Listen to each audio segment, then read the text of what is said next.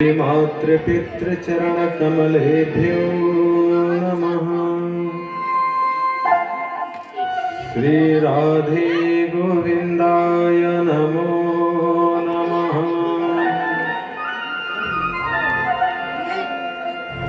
ध्येयं सदा परिभवग्नमभीष्टदोहम्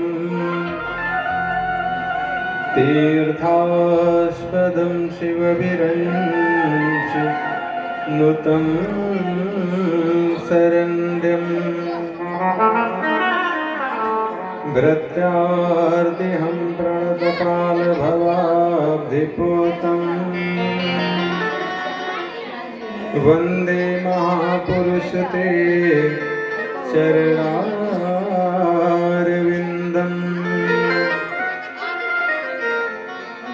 त्यक्त्वा सुदुस्त्यज सुरेक्षितराजलक्ष्मी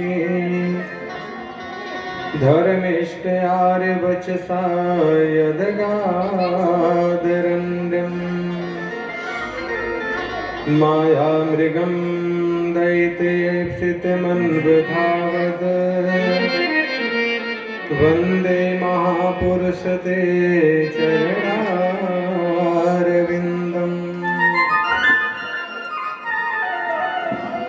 गौरांगं रश्मयं दिव्यं रसाचार्यं रसोत्सुकं श्रीदीपनारायण देवाख्यं सद्गुरुं प्रणमाम्यहम्। श्रीगणेश मां सरस्वती हृदय विराजो आय कृष्ण कथा कछुभाखि हो श्री गुरु हो सहाय। श्री वेद व्यास के पद कमल बार बार सिरनाय। श्रीमद्भागवत महापुराण कथा करो चितलाय। या देवी सर्वभूतेषु विद्यारूपेण संस्थिता नमस्तस्यै नमस्तस्यै नमस्तस्यै नमो नमः।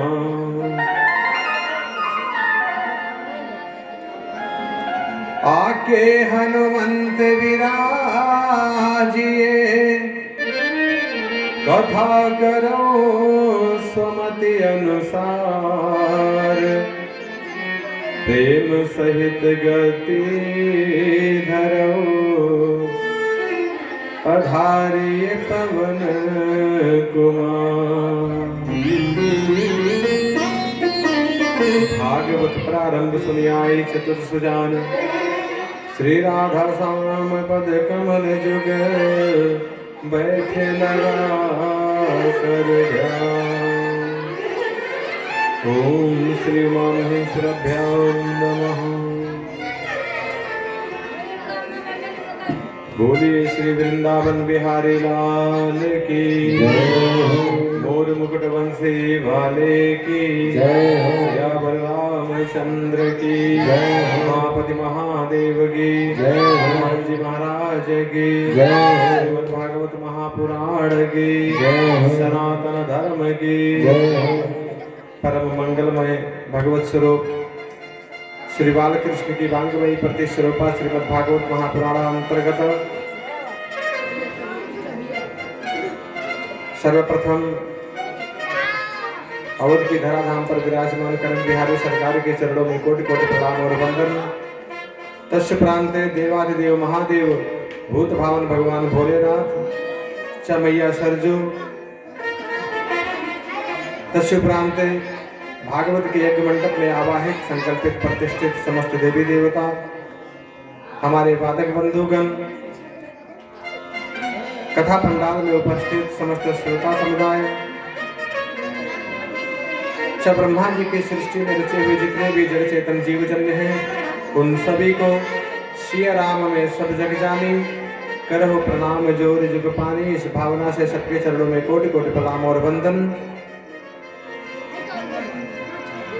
आइए हम और आप सभी लोग भगवान की मंगलमयी कथा में प्रवेश करें, लेकिन कथा में प्रवेश करने से पहले 2 मिनट भगवत नाम संकीर्तन तस्य प्रांते भगवान की मंगलमयी कथा का श्रवण लाभ हम लोग लेंगे।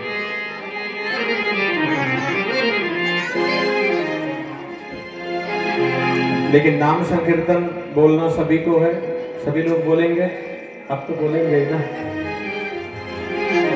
हरे राम राम राम सीता राम राम राम, हरे राम राम राम सीता राम राम राम, हरे राम राम राम सीता राम राम राम, हरे राम राम राम सीता राम राम राम, हरे राम राम राम सीता राम राम राम, हरे राम राम राम सीता राम राम राम, हरे राम राम राम सीता राम राम राम, हरे राम राम राम सीता राम राम राम।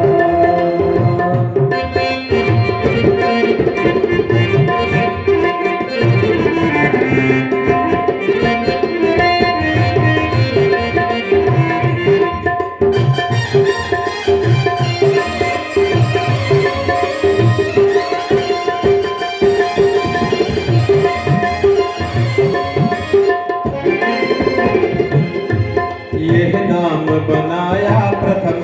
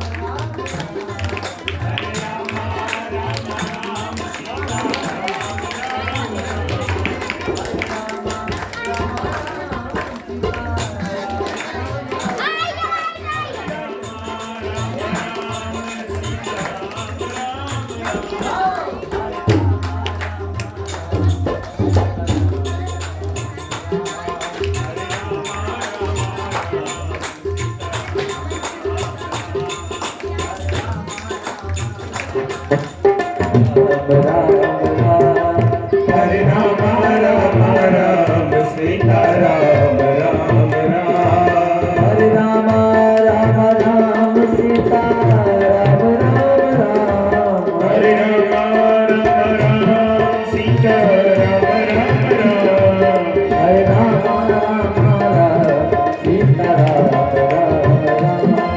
हरे राम राम राम सीता राम राम राम।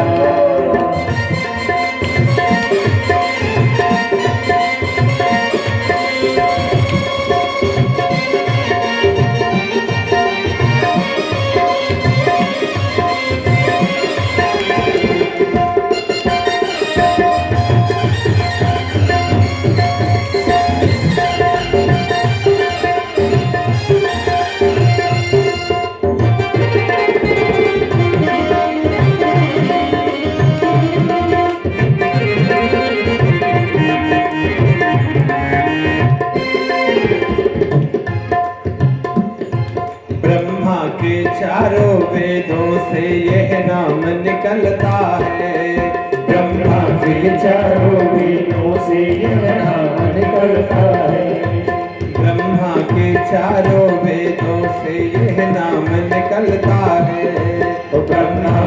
विचारों में दोषी यह नाम निकलता है। शिव जी के मानस मंदिर में दीपक सा जलता है। शिव जी के मानस मंदिर में दीपक सा जलता है। नारद जी की बेड़ा पर भी, नारद जी की बेड़ा पर भी, नारद जी की बेड़ा पर भी बजता ही हरि नाम। सीता राम सीता राम सीता राम सीता राम। हरे राम राम राम सीता राम राम राम। हरे राम राम राम सीता राम राम राम। हरे राधे राधे गोविंद गोविंद राधे। श्री राधे राधे गोविंद गोविंद राधे। गोविंद राधे गोपाल राधे। गोविंद राधे गोपाल राधे। सब गाए। श्री राधे राधे गोविंद गोविंद राधे। श्री राधे राधे गोविंद गोविंद राधे। श्री राधे राधे गोविंद गोविंद राधे। राधे राधे गोविंद गोविंद राधे। राधे राधे गोविंद गोविंद राधे। राधे राधे गोविंद गोविंद राधे। गोपाल राधे गोविंद राधे गोपाल राधे गोविंद राधे। श्री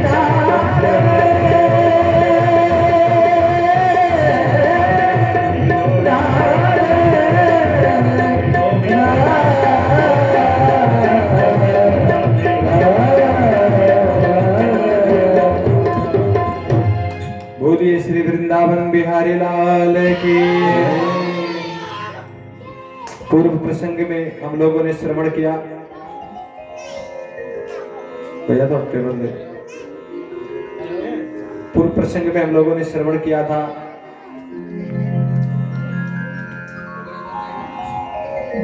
गोकर्ण और धुंधकारी का उपाख्यान। और वहां से जब प्रसंग को हम लोग आगे बढ़ाते हैं तो प्रसंग सुखदेव जी के जन्म की कथा है। और उसके बाद में महाभारत की कथा से होते हुए परीक्षित को श्राप लगता है। परीक्षित को सुखदेव जी का सानिध्य प्राप्त होता है। यहाँ तक की कथा का श्रवण हम लोग करेंगे। सूत जी महाराज जी कहते हैं नारद जी से कि आपने ये स्पष्ट देख लिया कि भागवत जी की कथा से महाराज जीवित व्यक्ति की कौन कहे, मरने के बाद प्रेत बनने के बाद भी उसकी मुक्ति हो जाती। तो यहाँ जो सूत जी का और नारद इनका सनकादियों का और नारद जी का जो संवाद था ये समाप्त हुआ।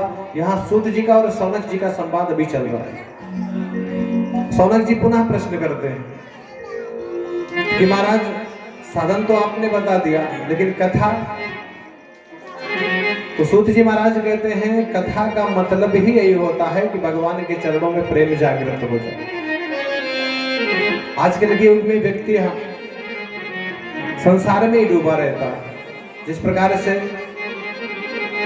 आसक्ति होती है, जैसे एक उदाहरण से समझाया कि जब तक संसार से आसक्ति होगी, संसार से प्रेम होगा, तब तक भगवान अच्छे नहीं लगने वाले। संसार से आसक्ति जब छूटेगी तो भगवान से प्रेम अपने आप बढ़ जाएगा। कैसे? बोले जिस प्रकार से एक कन्या होती है, अब लड़की का जन्म होता है माता पिता के यहाँ पर, माता पिता के यहाँ उनका जन्म होता है कन्या का। बचपन से लेकर के 20 साल 22 साल 25 साल तक जब तक उस कन्या की शादी नहीं हो जाती, लड़की का शादी नहीं हो जाता, तब तक वो माता पिता के पास में रहती है। वो लड़की से अगर कोई पूछे कि बेटा तुम्हारा घर तुम्हारा परिवार, तो माता पिता के घर को बताएगी ये मेरा घर है, ये मेरा घर है, ये मेरे पिताजी हैं, ये मेरे माताजी हैं, मेरा भाई है, मेरा फलाना ठिकाना जो भी है वो पूरा गिना डालेगी ये सब। लेकिन वही लड़की जब उसकी शादी हो जाती है 20 साल 22 साल में, जब उसकी शादी हो जाती है और शादी होने के बाद में जब वो अपने ससुराल जाती है, ससुराल में चली गई, अब रहने लगी, वहां के लोगों से घनिष्ठता हो गई, तो देखिए मायके का प्रेम तो इतना जल्दी छूटने वाला है नहीं, लेकिन धीरे धीरे जब समय बीतता गया, बाल गोपाल भी हो गए, तो अब मायका जो है वो धीरे धीरे मायके की तरफ से आसक्ति कम होने लगी। अब ये घर अपना लगने लगा। अब अगर उसी लड़की से कोई पूछे कि तुम्हारा घर, तो अब मायका नहीं बताएगी, अब ससुराल वाला बताएगी, ये मेरा घर है, ये मेरे पतिदेव है, ये मेरे ससुर जी है, ये मेरे सासू माँ है, ये मेरे बच्चे हैं। क्यों? कल तक मायका ही उसका सब कुछ था, अब ससुराल सब कुछ हो गया। क्यों? इसलिए क्योंकि अब कन्या समझ गई कि मेरा घर अब यही है। उसी प्रकार से व्यक्ति होता है कि यदि वो समझ ले कि असली घर हमारा वही है, परमात्मा के पास लौट करके हमें जाना है, अगर इस बात को व्यक्ति जान ले तो संसार से आसक्ति अपने आप खत्म हो जाएगी। प्रसंग को आगे बढ़ाया और कैलाश पर्वत से प्रसंग को उठाया। नारद जी घूमते घूमते जाकर के कैलाश पर्वत पे पहुंचे। नारद जी अपने मन में सोच रहे हैं कि हमारा नाम लोगों ने फेमस कर दिया है कि ये झगड़ा लगाने वाले हैं। लक्ष्मी नारायण में झगड़ा लगवाया मैंने, यहाँ तक कि ब्रह्मा जी में, सरस्वती जी में भी झगड़ा करवा करके दूसरी शादी करवा दी, वो सब अलग प्रसंग है। लेकिन एक चीज है, भोले बाबा में और पार्वती जी में अभी आज तक ऐसा कुछ नहीं हुआ, तो चल करके वहां ट्राई किया जाए।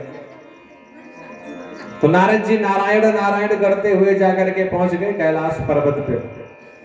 भोले बाबा समाधिस्थ बैठे थे, समाधि लगा करके बैठे थे। पार्वती जी घर का कामकाज कर रही थी। तो नारद जी को जब देखा आते हुए तो गुरुदेव पधारे हैं, ये जान करके भागी हैं, जाकर के गुरु जी का स्वागत किया। जब महाराज गुरु जी का स्वागत किया, पूजा पाठ हो गया। पार्वती जी ने पूछा कि गुरुदेव कैसे आगमन हुआ आपका? तो नारद जी तो यहीं से सोच करके गए थे कि झगड़ा ही लगाना है और तो कोई काम है नहीं। नारद जी कहने लगे कि देवी मैं संसार में गया था घूमने के लिए, और घूम करके चारों तरफ मैंने देख लिया कि प्रेम नाम की कोई चीज कहीं है ही नहीं।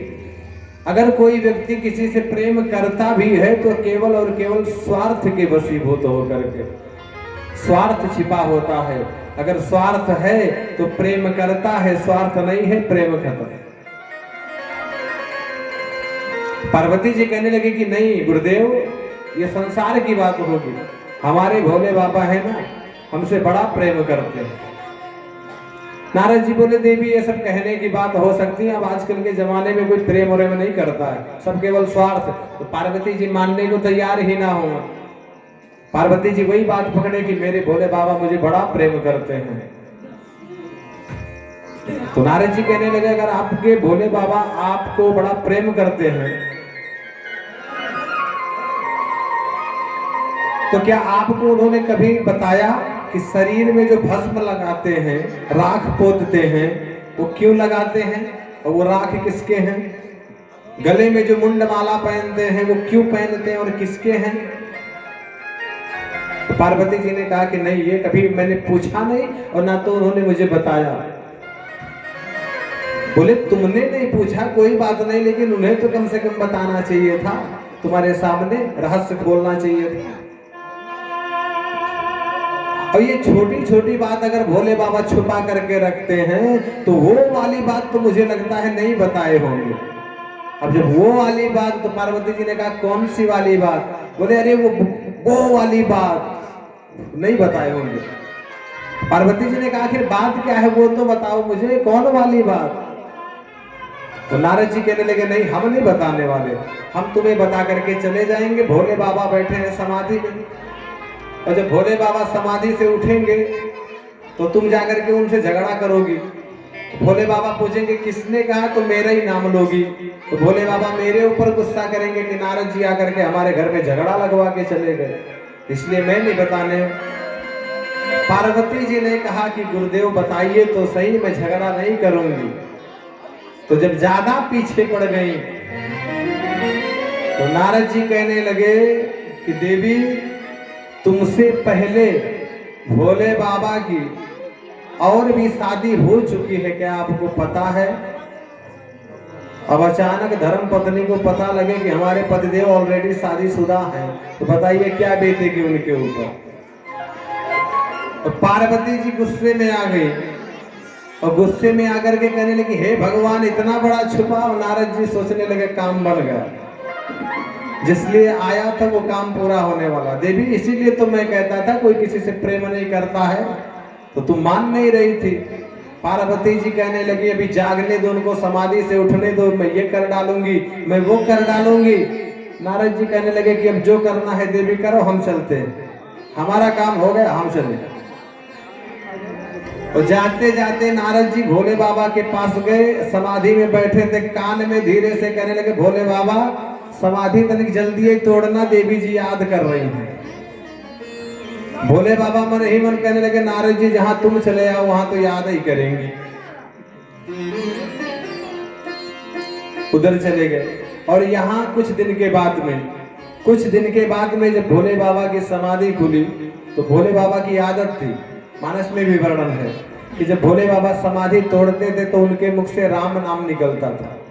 मानस में उदाहरण मिलता है कि राम नाम शिव सुमिरन लागे, राम राम शिव सुमिरन लागे, राम नाम शिव सुमिरन लागे, राम नाम शिव सुमिरन लागे, जाने सती जगतपति जागे, जागे सती जगतपति जागे। वहां सती जी के प्रसंग में ये चौपाई है। मतलब जब भी भोले बाबा की समाधि खुलती है तो जोर से राम राम बोलते हैं, तो आदत है इनकी। तो उस दिन जब भोले बाबा की समाधि खुली तो जहां बैठे थे वहीं से कहने लगे, जय राम जी की। पार्वती जी को, पार्वती जी ने सुना। हर बार जब बोलते थे तो पहले ही आवाज में पार्वती जी आकर के पहुंच जाती थी सुन करके, लेकिन आज पार्वती जी ने सुना तो, लेकिन बोली कुछ नहीं। और मन ही मन सोचने लगी, अच्छा भोले बाबा खुल गई समाधि, अभी बताती हूँ। भोले बाबा को लगा कि लगता है पार्वती जी ज्यादा काम में व्यस्त हैं, तो दूसरी बार आवाज लगाई, जय राम जी की। जब तीसरी बार वही बात कही जोर से, जय राम जी की, तो पार्वती जी वहीं से कहने लगी, हाँ सुन लिया, लेकिन मैं नहीं आ रही, अब तो वही आएगी पहले वाली। शंकर जी कहने लगे, पहले वाली कौन है भाई?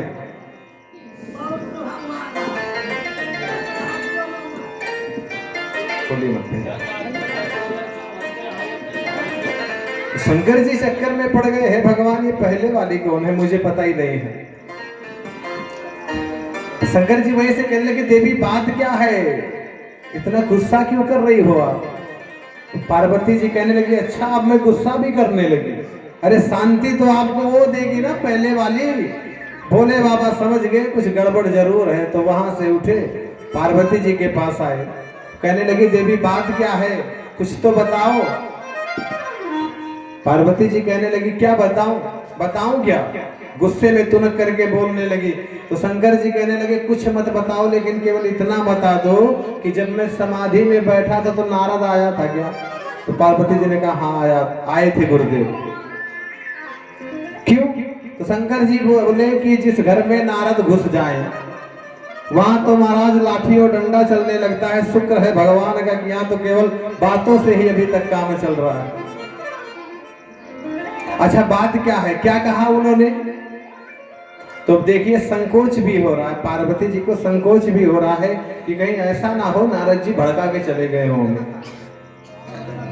तो बोले, भोले बाबा आप छुपाव करते हैं हमसे, और आप ये गले में मुंड की माला पहनते हैं खोपड़ी की, मुझे नहीं बताया किसके मुंड हैं, राख लपेटते हैं अपने शरीर में, किसके हैं? तो भोले बाबा हंसने लगे, हाँ हाँ देवी पूछो पूछो, और पूछो, और कोई बात? बोले हाँ, वो कह रहे थे कि हमसे पहले भी आपकी ऑलरेडी शादी हो चुकी है। शंकर जी ने कहा, हाँ हो चुकी है, और कुछ पूछना है? पार्वती जी ने कहा, हे भगवान, सीना तान के ऐसे बोल रहे हो जैसे करगिल का जंग जीत के आए। पहले से शादीशुदा हो, अभी तक बताया नहीं, जब पता चल गया तो सीना तान के बोल रहे हो। अच्छा, इसके पहले सती जी के साथ में विवाह हुआ था, आप सभी को पता है, कल प्रसंग आएगा। और इसके अतिरिक्त देवी भागवत महापुराण में जो 64 योगिनियां हैं, उन 64 योगिनियों को भगवान शिव की पत्नी बताया गया है देवी भागवत में। भोले बाबा पार्वती जी को, और देखिए, अब आप ये मत सोचिएगा कि क्या पार्वती जी जगत जननी जगदम्बा है तो उनको नहीं पता। पता है, इस लीला को लीला के माध्यम से देखें, उसमें ऐश्वर्य भाव नहीं लाना चाहिए। तो ये लीला चल रही है। पार्वती जी कहने लगे कि पहले शादी हो चुकी है किससे? शंकर जी कहने लगे, पहले तो ये सुनो कि ये खोपड़ी किसकी है। ये सबसे ज्यादा प्रेम का सबूत अगर कुछ है ना तो ये खोपड़ी है। कैसे? तो शंकर जी कहने लगे, लोग जब मर जाते हैं तो मरने के बाद में ले जा करके जला देते हैं या जल प्रवाह कर देते हैं, जो कुछ भी कर दे। लेकिन देवी, मैं तुमसे इतना प्रेम करता हूं ना कि जब तुम मरती हो तो तुम्हारा सिर काट करके, इतना प्रेम करता हूं कि सिर काट करके माला बना करके पहन लेता हूं, और जलाने के बाद में वही राख पूरे शरीर में लपेट लेता हूं। इतना प्रेम। पार्वती जी कहने लगी, हे भगवान, ये प्रेम है? मरने के बाद मेरी लाश का भी सत्यानाश कर डालते हो, ऊपर से ये प्रेम है? ये कौन सा प्रेम है?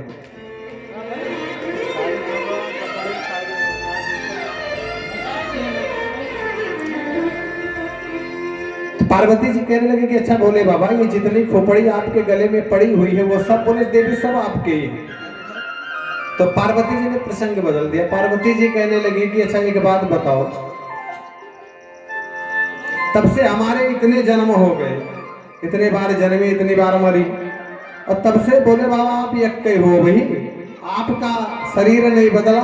तो शंकर जी कहने लगे, देवी कहाँ चाहती हो, हम चले संगरिए सथवे में? पार्वती जी बोले, नहीं। भला कौन पत्नी ऐसी कामना करेगी कि पतिदेव निकल ले? बोले, नहीं, ये मैं कल्पना भी नहीं कर सकती। लेकिन भोले बाबा एक बात बताइए, अगर मेरे इतने सारे जन्म और मृत्यु हो गए तो आप बताइए, आपने ऐसी कौन सी बूटी खा रखी है कि जिसके कारण अभी आप एक ही हो?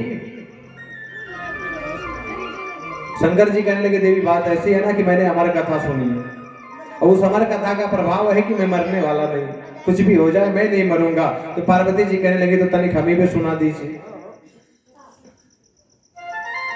आप अमर क्यों बार बार हो, आप अमर क्यों बार बार हो, हर जीवन मरण हमारा, जन्म जन्म का साथ है तुम्हारा हमारा, तुम्हारा हमारा, ओ जन्म जन्म का साथ है तुम्हारा हमारा, तुम्हारा हमारा। आप अमर क्यों बार बार हो, आप अमर क्यों बार बार हो, जीवन मरण हमारा, जन्म जन्म का साथ है तुम्हारा हमारा, तुम्हारा हमारा, जन्म जन्म का साथ है तुम्हारा हमारा, तुम्हारा हमारा। पार्वती जी कहने लगी कि भोले बाबा ऐसा कुछ काम कर दीजिए। देखिए, जब मैं मर जाती हूँ तो आपकी सेवा से दूर चली जाती हूँ, तो मुझे जीने की तो कोई लालसा नहीं कि मैं जीऊं, ज्यादा जीऊं, लेकिन आपकी सेवा मुझसे छूट जाया करती है। इसलिए ऐसा कुछ कर दो कि जिससे हमारा भी मृत्यु ना हो, हम भी ना मरे। प्रभु ऐसा कुछ काम करो, प्रभु ऐसा कुछ काम करो, प्रभु ऐसा कुछ काम करो, ना हो जीवन मरण हमारा, जन्म जन्म का साथ है तुम्हारा हमारा, जन्म जन्म का साथ है तुम्हारा हमारा,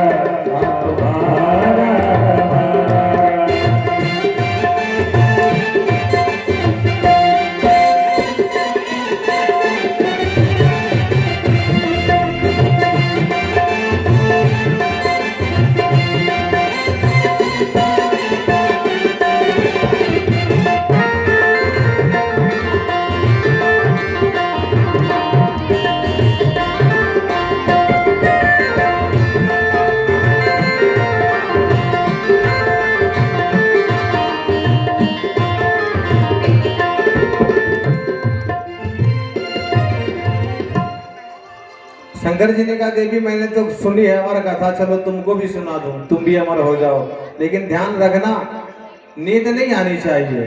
पार्वती जी कहने लगी नींद क्यों आएगी, अगर आप सुन सकते हैं तो मैं नहीं सुन सकती।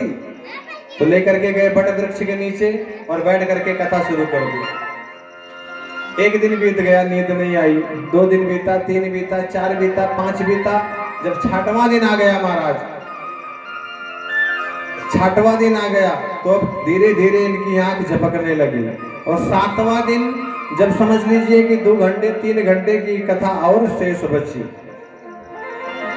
विदुर और उद्धव का प्रसंग जब आया, ज्ञान में प्रसंग जब आया तो इनको नींद आने लगी, बोरिंग इनको लगने लगा। वो प्रसंग ज्ञान में प्रसंग था तो इनको उबासी आने लगी, नींद आने लगी, आंख लग गई। और जिस बट वृक्ष के नीचे बैठ करके कथा सुना रहे थे उसी पर एक सुकी ने अंडा दिया था।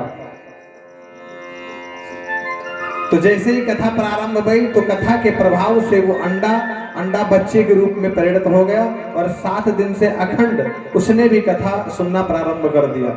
और इधर पार्वती जी सो गई, और जैसे ही पार्वती जी सोई तो ये हाजी हाजी कर रही थी, वो कथा करे ये हाजी हाजी हामी भरे।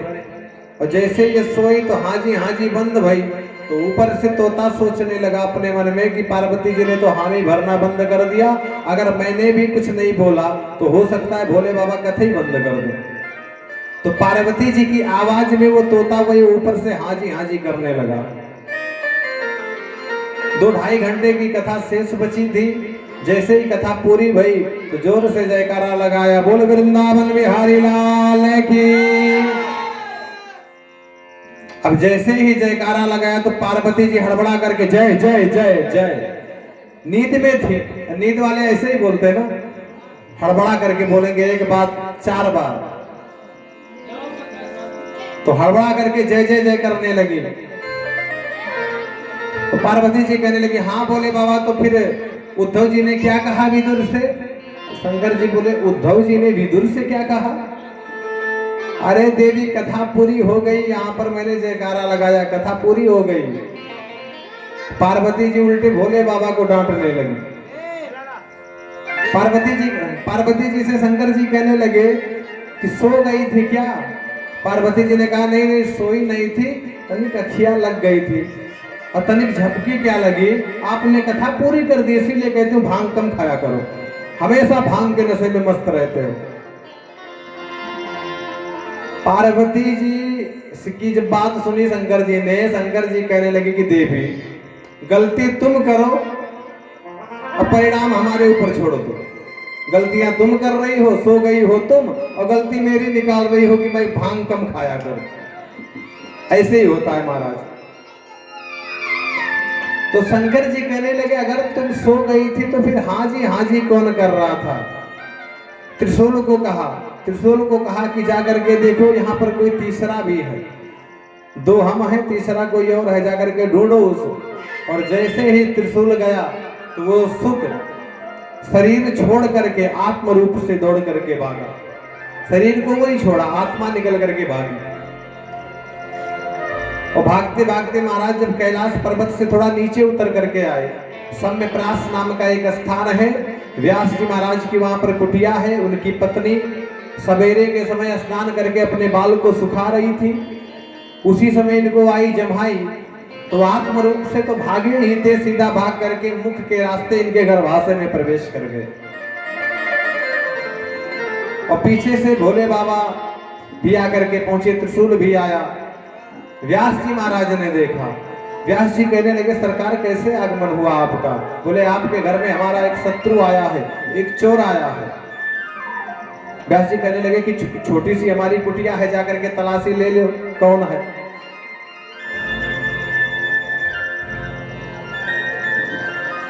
शंकर जी कहने लगे कुटिया में नहीं है, तुम्हारी पत्नी के गर्भाशय में चला गया है और उसको मैं बिना मारे जाने वाला नहीं हूँ। बोले कब तक बैठो रहोगे? बोले 9 महीने के बाद में जब जन्म होगा तब मारूंगा, उसके बाद जाऊंगा। अब देखिए भगवान की माया शंकर जी को भी नचा रही है। शंकर जी ये नहीं सोच पा रहे हैं कि जिस कथा को मैंने पार्वती जी को सुनाया था अमर होने के लिए, वो पूरा नहीं सुन पाई, उसी कथा को तोते ने सुना। अब मर कैसे सकता है, वो तो सुनकर के अमर हो गया। लेकिन भगवान की ऐसी माया कि बैठे हैं वहीं पर। और सुखदेव जी महाराज माता के गर्भ में 12 साल तक बैठे रह गए। बोले तुम बैठे रहो त्रिशूल लेकर के, हम आएंगे ही नहीं।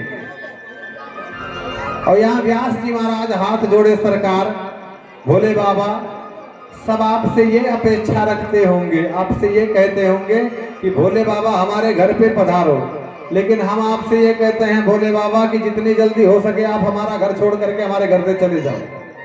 हम पर भी एक नजर हो, हम पर भी एक नजर हो, बोले मसान वाले। हम पर भी एक नजर हो, भोले मसान वाले। हम पर भी एक नजर हो, बोले मसान वाले।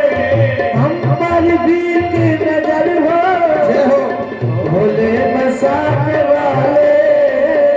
हम पर भी एक नजर हो, भोले मसान वाले।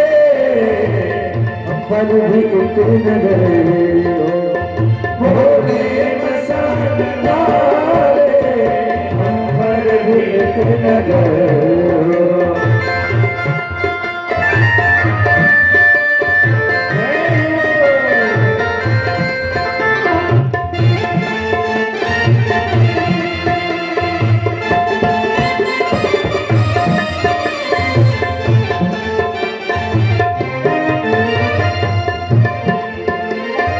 क्या देव और दानव, क्या यक्ष और किन्नर।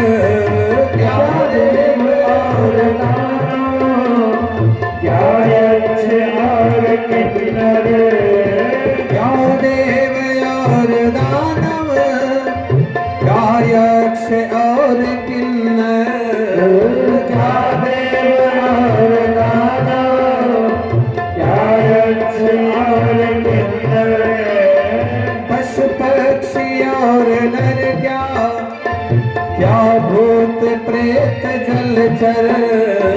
पशु पक्षी और नर, क्या भूत प्रेत जलचर।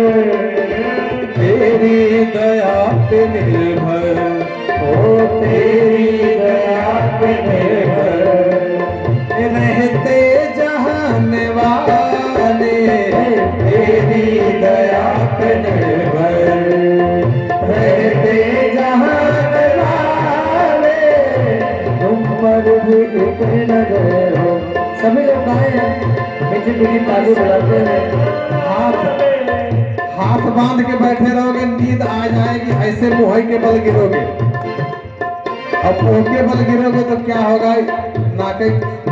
इसलिए ताली बजाते रहे। हम पर भी एक नजर हो, भोले मसान वाले। हम पर भी एक नजर हो, भोले मसान वाले। हम पर भी एक नजर, भोले मसान वाले। हम पर भी एक नजर हो।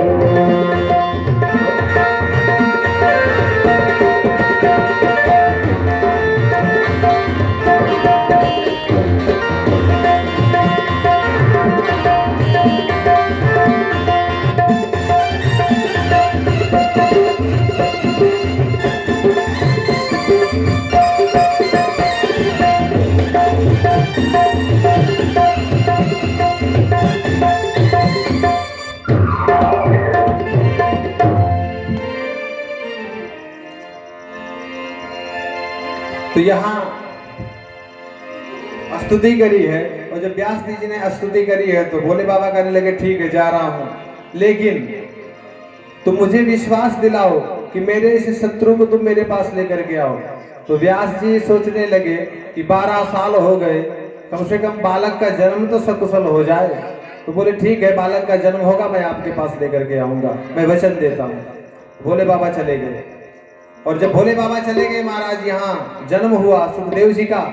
जब जन्म हुआ बालक को उठाया गोद में, और बालक को गोद में उठा करके सीधा ले करके जाके कैलाश पर्वत पर पहुंचे।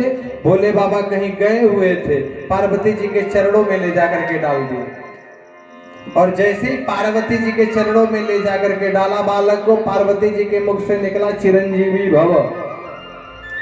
अब चिरंजीवी भव, अमर रहे। पार्वती जी ने आशीर्वाद दे दिया चिरंजीवी भव। व्यास जी कहने लगे कि आपने कह दिया चिरंजीवी भव, अब आपके भोले बाबा हाथ में त्रिशूल लेकर के भी आते ही होंगे, मार देंगे बालक को। पार्वती जी कहने लगी कि कैसे मार देंगे, आने दो देखती हूँ। तुम तो बालक को लेकर के अंदर चले जाओ।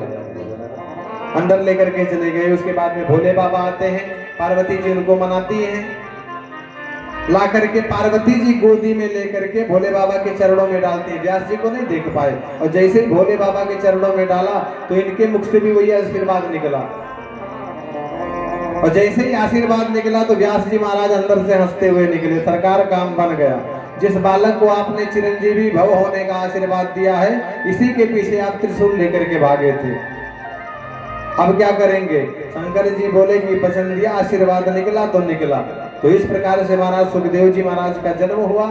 और एक प्रसंग ऐसा भी आता है कि सुखदेव जी महाराज जब माता के गर्भ में बैठे रह गए तो भगवान आकर के पहुंचे, कहने लगे कि बेटा बाहर निकलो।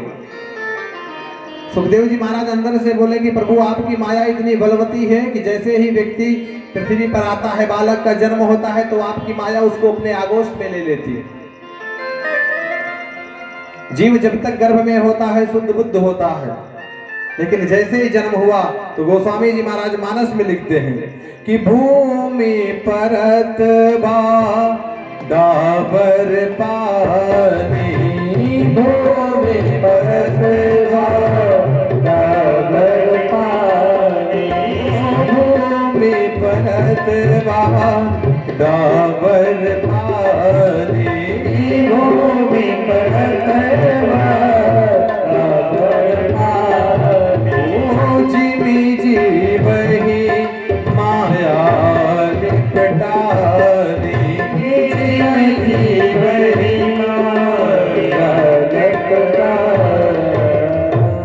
जिस प्रकार से आकाश से जब बरसात होती है, पानी गिरता है ऊपर से तो बड़ा शुद्ध होता है, स्वच्छ होता है, निर्मल होता है। लेकिन जैसे ही आकर के पृथ्वी पर गिरा, मिट्टी से स्पर्श हुआ तो वो मलिन हो जाता है।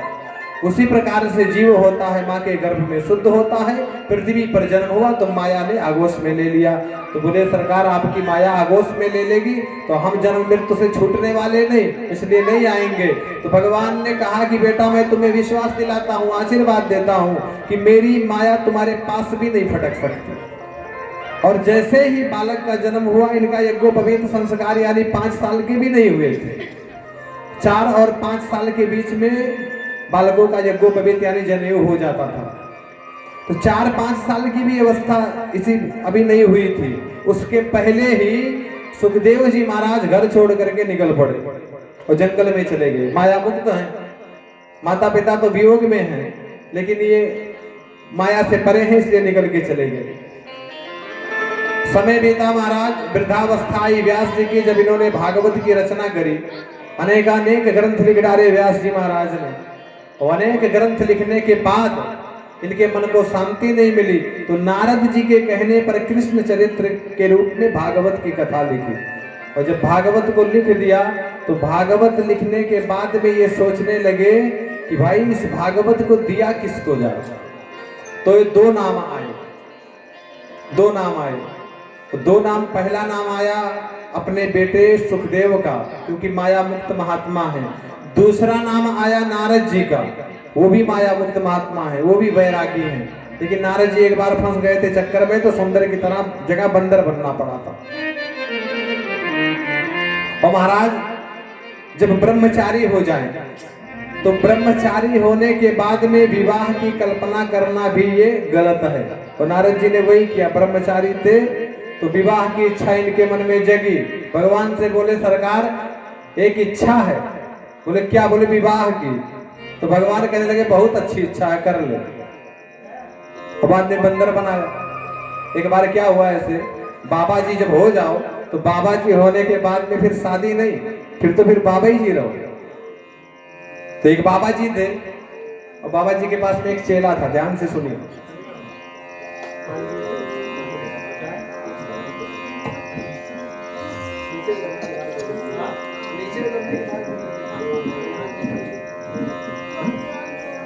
बोलिए श्री वृंदावन बिहारी लाल की। तो एक गुरु जी थे और एक उनका चेला था। तो गुरु जी तो ब्रह्मचारी थे, गुरु जी ब्रह्मचारी थे, चेला उनके चेले की शादी थी। तो चेला जाकर के गुरु जी के पास पहुंचा और गुरु जी से कहने लगा कि गुरुदेव हमारी शादी है, अब आप जरूर पधारिएगा। तो गुरु जी कहने लगे कि बेटा हम ब्रह्मचारी संत हैं, तो शादी विवाह में हमें क्यों बुलाते हो, शादी के बाद में चले आएंगे। बोले नहीं गुरुजी, अगर आप नहीं आएंगे ना तो हम शादी नहीं करेंगे, दूल्हा बने रहेंगे और भाग जाएंगे छोड़ करके, नहीं करेंगे शादी। तो गुरुजी सोचने लगे कि चेले का घर बसा बसाया उजड़ने जा रहा है, तो क्या करूं, जाना पड़ेगा। तो ठीक है बेटा आएंगे। अच्छा आएंगे, घर पे नहीं आएंगे, वही बारात में आएंगे, वही तुमसे मिल लेंगे, तुम्हारी बात भी रह जाएगी और ज्यादा हम परेशान भी नहीं होंगे, तुमसे मिल करके लौट के चले आएंगे। बोले ठीक है गुरुजी आना।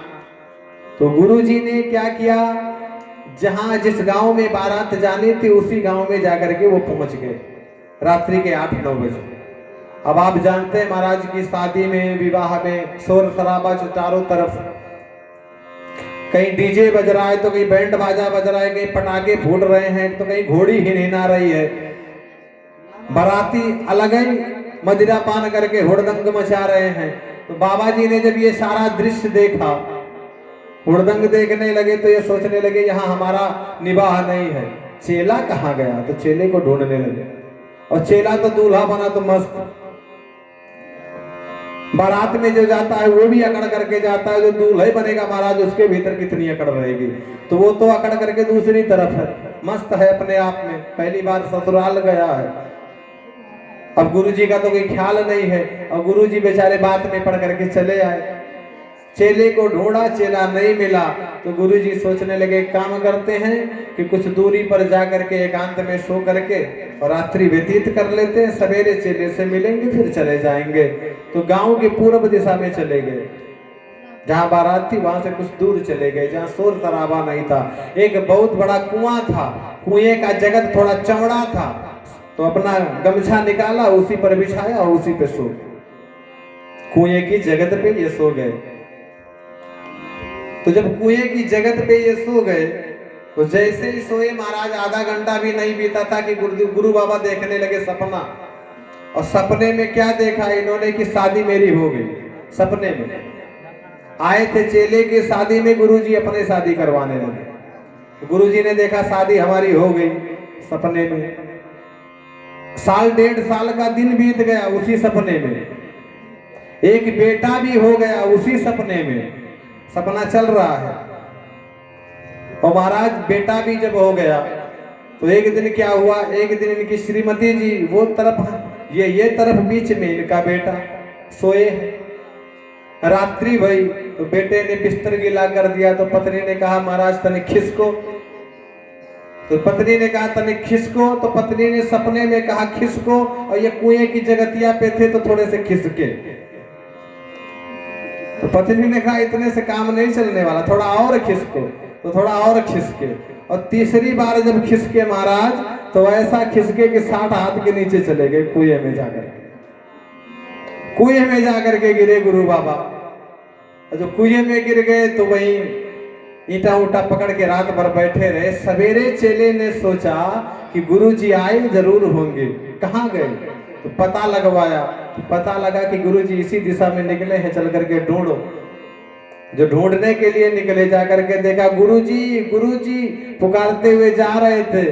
तो जब चेले की आवाज सुनी तो गुरुजी 60 हाथ के नीचे से, हाँ चेला हम यहाँ हैं। तो चेला कहने लगा गुरुदेव वहां क्या कर रहे हैं, वहां क्यों चले गए। तो गुरुजी ने कहा हम चले नहीं गए, आना पड़ा। पूरी बात बाद में बताऊंगा, बेटा पहले बाहर तो निकाल। तो गुरुजी को बाहर निकाला गया।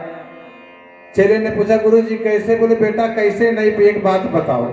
अरे हमारा तो सपने में विवाह हुआ और सपने में विवाह हुआ, ये हाल है कि 60 हाथ के नीचे हम पहुंच गए। और तुम तो सही सही कर रहे हो बेटा, तुम कितने हाथ के नीचे जाओगे। लेकिन ये चीज केवल ये गृहस्थों के लिए नहीं है भाई। गृहस्थ जीवन है तो विवाह तो करना पड़ेगा। ब्रह्मचारी जो है, जो संत है, विरक्त है, उसके लिए स्त्री के बारे में चिंतन करना भी गलत है। तो दो नाम आया, एक नारद जी का, एक अपने पुत्र सुखदेव जी का। परीक्षा लेने के लिए दोनों को भेजा कहाँ? पहली बात तो ये निर्गुण ब्रह्म की उपासना में थे, आंख बंद करके निर्गुण ब्रह्म का चिंतन कर रहे थे। कौन? सुखदेव जी महाराज। तो अब निर्गुण ब्रह्म से मन को खींच करके लाना ये बड़ा कठिन काम होता है। तो किया क्या? भागवत के कुछ श्लोक अपने शिष्यों को पढ़ाया जिसमें भगवान की सुंदरता का वर्णन है, और कहने लगे कि फला जगह पर मेरा बेटा बैठ करके तपस्या कर रहा है, चिंतन कर रहा है, वहीं जाना, उसके अगल बगल में ये श्लोक गुनगुनाना भगवान की सुंदरता के बारे में। और जब ये शिष्य जाकर के वहां पर पहुंचे और उनकी सुंदरता के बारे में श्लोक गुनगुनाया महाराज, तो उस श्लोक को सुन करके, सुंदरता को, भगवान श्री कृष्ण की सुंदरता को सुन करके सुखदेव जी महाराज खड़े हो गए, दौड़ने लगे। लेकिन फिर सोचने लगे कि जो जितना सुंदर है जरूरी नहीं कि स्वभाव से भी उतना सुंदर हो, सरल हो। तो फिर से बैठ गए।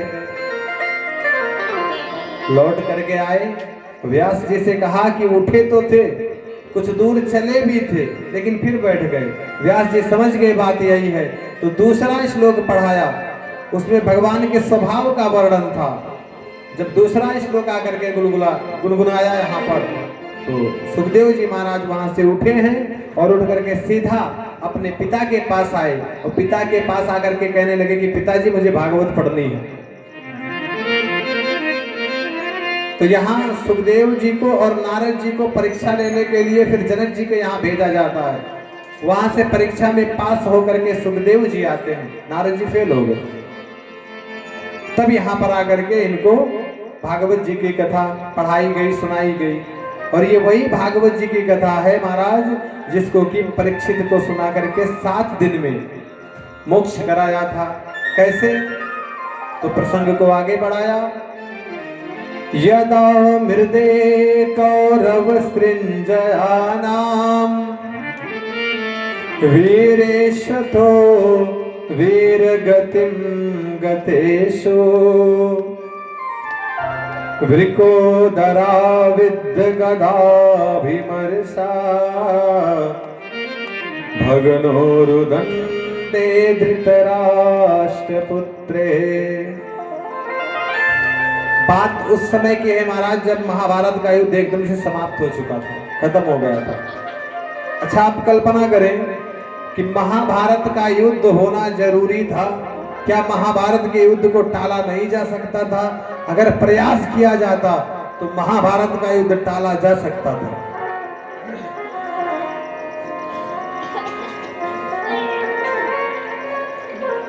लेकिन टला नहीं। क्यों? क्योंकि 2 लोग ऐसे थे कि जो समय पर बोल नहीं पाए। एक थे धृतराष्ट्र और दूसरे नंबर भी थी गांधारी। धृतराष्ट्र और गांधारी। धृतराष्ट्र एक तो स्वयं अंधा है, अंधा है, उसको आंख से कुछ दिखाई नहीं देता, तो वो तो जन्म से ही अंधा है। लेकिन धृतराष्ट्र की जो पत्नी गांधारी है वो जबरदस्ती अंधी बन करके बैठी है, आंख में पट्टी बांध करके बैठी है कि जब मेरे पति संसार को नहीं देखेंगे तो मैं भी नहीं देखूंगी। चलिए ठीक है, पति के लिए आपने ऐसा किया, ठीक है। कल्पना करें कि महाभारत का युद्ध टल सकता था कि नहीं टल सकता था। ठीक है, आपने ऐसा किया। अंधी तो हो लेकिन कान तो ठीक ठाक है, सबके दिमाग तो ठीक ठाक है, आंख गायब है, बाकी और सब कुछ तो उपस्थित है। द्रौपदी की बात याद आती है महाराज। बैठ करके जब जुआ खेले, जुए में सब कुछ हारे, और सब कुछ हारने के बाद में स्थिति हो गई कि अपने आप को भी दांव पे लगा दिए। यहां तक हो गया कि द्रौपदी को भी दांव पर रख दिया, पत्नी को, अपनी पत्नी को भी रख दिया दांव पर के, जुआ खेल दिए। और जब ये भी जीत गए तो अब देखिए दुर्योधन आदेश देता है कि वो दासी बन गई है, उस दासी को खींच करके, बाल से पकड़ करके खींच करके इस सभा में लेकर के आओ। ये वही द्रौपदी है महाराज जिनकी की परछाई तक को आज तक किसी पर पुरुष ने नहीं देखा था सिवाय स्वयंवर के। स्वयंवर में जो राजे महाराजे जुटे थे उनकी बात अलग है, लेकिन जब से हस्तिनापुर में आई हैं तब से किसी ने 5 पति और इनके परिवार को छोड़ करके किसी ने चेहरा नहीं देखा। तो पहले तो नौकर गया द्रौपदी को लाने, नौकर गया जाकर के पहुंचा, लेकिन नौकर डर रहा है, डर के मारे उसने द्रौपदी को कुछ कहा नहीं, वो दूसरे रास्ते से भाग गया। जब बड़ी देर हो गई तो दुर्योधन दुशासन से कहता है कि दुशासन जा और जाकर के उस दासी को बाल से पकड़ करके खींच करके ला, और खींच करके ला करके मेरी जंगा पर बिठा।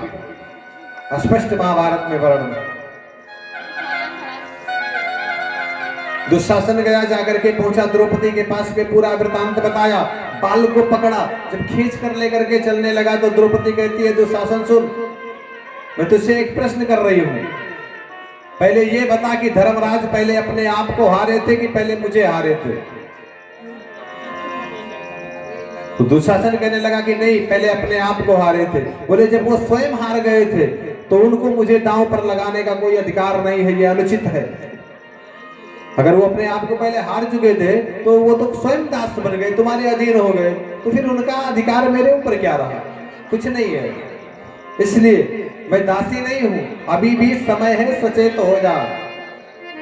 लेकिन दुशासन कहता है कि तू है दासी और जबान लड़ाती है हमसे, तो बाल को पकड़ा और खींचते हुए सभा में लेकर के जाने लगे। जाकर के जब सभा में पहुंची द्रौपदी कहने लगी कि महाराज माना कि मैं आप अंधे हैं, आंखों से आपको दिखाई नहीं पड़ रहा है, लेकिन आप बहरे नहीं हैं, आप सुन सकते हैं। आपकी बहू आपको सुना रही है, आपको सुनना पड़ेगा। अब आप सुनिए मेरी पुकार को। यदि आज आप नहीं सुनते हैं तो फिर एक ऐसा तूफान उठेगा, एक ऐसी अग्नि जलेगी जिसमें पूरा कौरव वंश जल करके भस्म हो जाएगा। इसलिए सुनो। द्रौपदी ने कहा कि महाराज सारे कौरव वंश को जलने से अगर बचा सकते हैं तो केवल और केवल आप, चाहे तो बचा ले और चाहे तो जला दे। लेकिन महाराज पुत्र के मोह में पड़ करके धृतराष्ट्र एक शब्द नहीं बोले। उस समय राजा धृतराष्ट्र थे। अगर दुर्योधन को डांट करके कह दिया होता कि दुर्योधन तू गलत कर रहा है, तो दुर्योधन की हिम्मत नहीं पड़ने वाली थी, क्योंकि भीष्म पितामह बैठे थे, द्रोणाचार्य बैठे थे, कृपाचार्य, तमाम लोग बैठे थे। यदि राजा साहब बोल देते तो सब लोग उनका समर्थन करते, फिर ये कुकृत्य नहीं होता।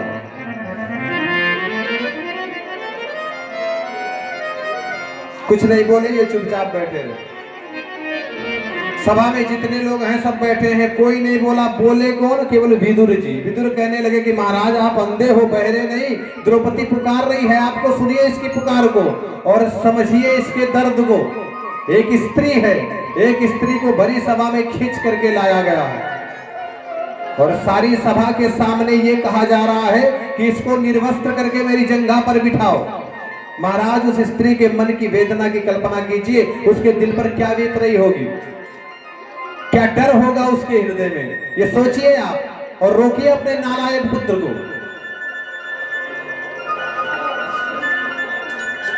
विदुर ने जब इनसे कहा, धृतराष्ट्र कहने लगे कि विदुर ये बात तुम इसलिए कह रहे हो क्योंकि तुम्हें कोई औलाद नहीं है, तुम्हें कोई पुत्र नहीं है। अगर तुम्हारे पास कोई पुत्र होता तो तुम्हें पता होता कि पुत्र का मोह क्या होता।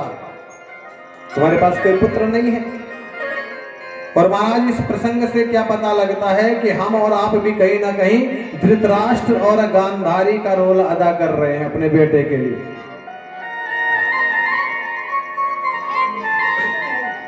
महाराज आज की परिस्थिति यह है कि 7-8 साल का लड़का, 4-5 साल का लड़का अपने बाप को गाली देता है, सामने ही गाली देता है, तो बाप हंस करके रह जाता है कि छोटा बड़ा होगा तो सुधर जाएगा। महाराज जब छोटा है नहीं सुधरेगा तो बड़ा होने के बाद में तो भगवान ही मालिक है। मिट्टी का घड़ा जब तक कच्चा होता है तब तक सुराही से गगरी बना दो, गगरी से चिलम बना दो, कुछ भी बन जाएगा। लेकिन अगर उसको एक बार पका दिया जाए तो फिर वो उसको अगर बदलने का प्रयास करोगे तो टूट जाएगा। बच्चे के भीतर जैसे संस्कार आ जाएंगे वैसे संस्कार जीवन भर रहेंगे, संस्कार नहीं खत्म होने वाले। तो महाराज गलती कहाँ होती है? हमारे बच्चे, कुछ लोग कहते हैं महाराज बेटा बात नहीं सुन रहा है। तो पहले हम तो कल्पना करें कि हमने अपने बाप की बात कितनी सुनी थी जो आज अपने बेटे से उम्मीद लगा के रखे। हम तो ये सोचते हैं कि हमारा बेटा हमारी एक बात ना काटे, और करते क्या है, हम अपने बाप की एक बात नहीं मानते। तो बेटा भी कहता है कि पापा शिक्षा कुछ भी दो, लेकिन जैसा आप दादाजी के साथ में कर रहे हो वैसा मैं आपके साथ में करूंगा, और वही होता है। आप लोगों ने समाज में देखा होगा जो अपने बाप को प्रताड़ित करते हैं उनका बेटा उनको जरूर प्रताड़ित करता होगा। जब इस प्रकार से इन्होंने कहा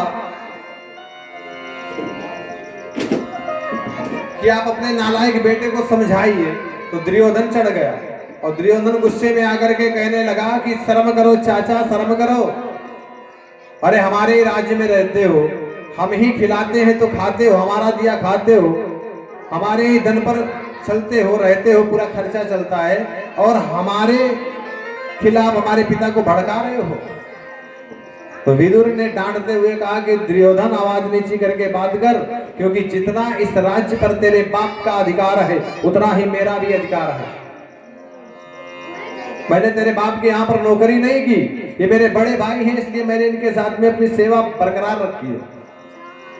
और रही बात जो तू ये सोच रहा है कि तू मुझे जिलाता है तो मैं जीता हूं, तू खिलाता है तो खाता हूं, तो आज से मैं प्रतिज्ञा करता हूं कि तेरे राज्य का एक भी अन्न का दाना ग्रहण नहीं करूंगा।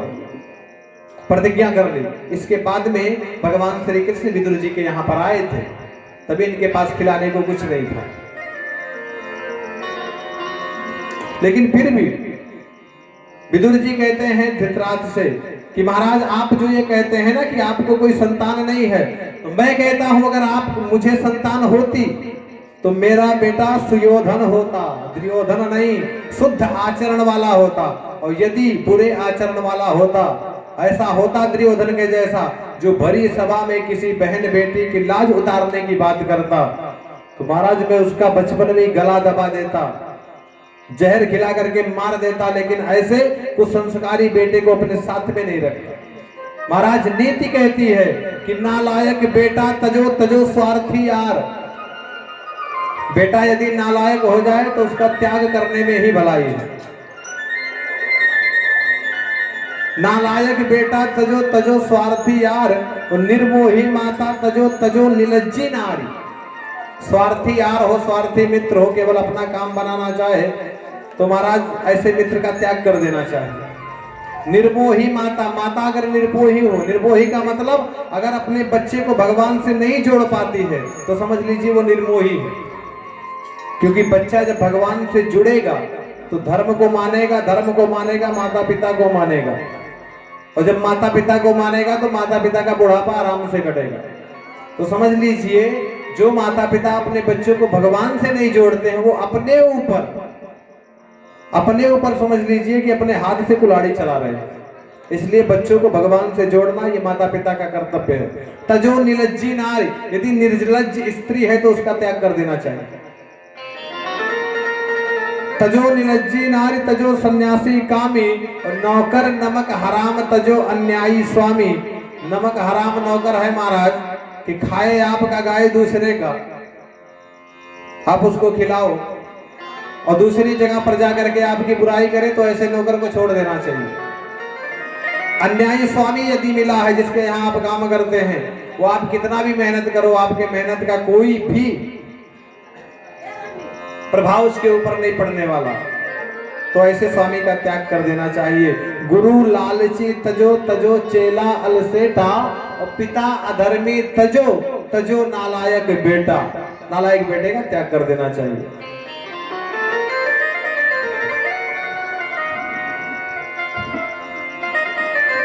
ये कहा विदुर जी ने, ये विदुर जी महाराज कह रहे हैं इनसे। तो विदुर जी महाराज कहते हैं कि नालायक बेटे का त्याग कर देना चाहिए जो अपने धर्म संस्कार को डुबो दे, जो खानदान के नाम को डुबे दे, जो बेशरमाई की हद कर दे। और इसने हद कर दी, इसलिए मैं कह रहा हूं कि इसको रोको। फिर कहा तो दुर्योधन और तुनक गया। बोल करके परेशान होकर के वहां से विदुर जी महाराज उठे और उठ करके चले गए, बोले इस सभा में मैं नहीं बैठ सकता।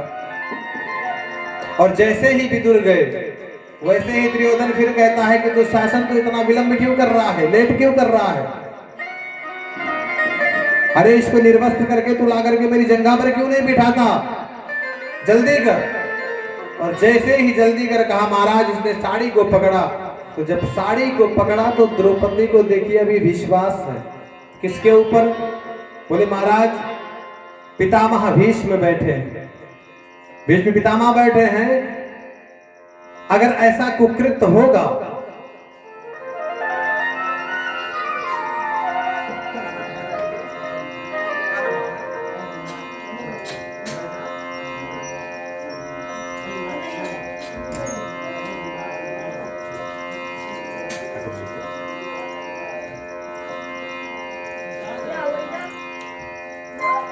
और ये हमारे वैजनाथ नाई जी की ओर से भगवान की मंगलमयी कथा में 51 मुद्रा का दान आया है। भगवान कल्याण करें। तो महाराज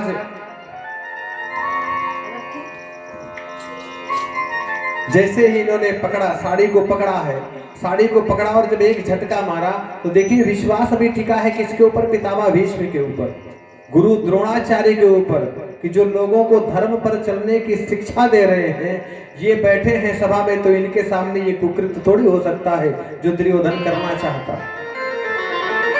और अगर ये भी चुप बैठे रह गए तो शत्रुघ्न, क्या नाम है, सहदेव बैठे हैं, नकुल बैठे हैं, अर्जुन हैं, युधिष्ठिर हैं, अगर ये सब भी चुप रह जाएंगे तो भीम बैठे हैं, ये तो चुप रहने वाले नहीं हैं। तुम्हारा जी विश्वास टिका।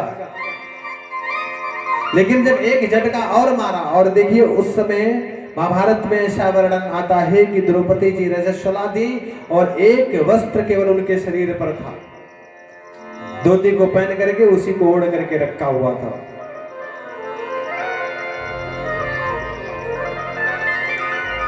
भरोसा तब टूटने लगा महाराज जब दुशासन साड़ी को खींचने लगा और कोई कुछ नहीं बोला। जब कोई कुछ नहीं बोला, पतियों की तरफ देखने लगे, और जब पतियों की तरफ देखने लगी, जिनकी तरफ भी देखा उन लोगों ने अपनी दृष्टि नीचे कर दी। युधिष्ठिर बैठे हैं सिर झुका करके, यहां तक कि महाराज सबकी बात छोड़ दीजिए, भीमसेन भी नीचे देखने लगे। और जब सब लोग नीचे देखने लगे तो द्रौपदी कांप गई, सोचने लगे कि अब कोई नहीं आएगा बचाने के लिए। बचाना होता तो ये साड़ी पकड़ करके खींच रहा, अब तक तो ये उठ करके खड़े हो गए होते, अब तक तो कुछ किया होता। इसका मतलब ये कोई नहीं आने वाला। आंखों से झरझर आंसू गिरने लगे महाराज। कल्पना करें कि एक स्त्री को भरी सभा में निर्वस्त्र करने का प्रयास किया जा रहा है, 14,000 राजा उस सभा में बैठे हैं, उनके बीच में एक कृत्य हो रहा है। डर के मारे पूरा शरीर इनका कांप रहा है द्रौपदी का। जब चारों तरफ से भरोसा टूट गया तो भरोसा बचा किसका? केवल और केवल कृष्ण कन्हैया का। भरोसा जब इनका टूट गया चारों तरफ से संसारियों से, तो द्वारिका की तरफ हाथ उठाया और द्वारिका की तरफ हाथ उठा करके भगवान से कहने लगी, लाज बचा लो आके नंदलाल मेरी। द्रौपदी कह रही है भगवान से, कन्हैया से, कि बहना पुकारे तुझको गोपाल तेरी, लाज बचा लो आके नंदलाल मेरी, बहना पुकारे के गोपाल तेरी।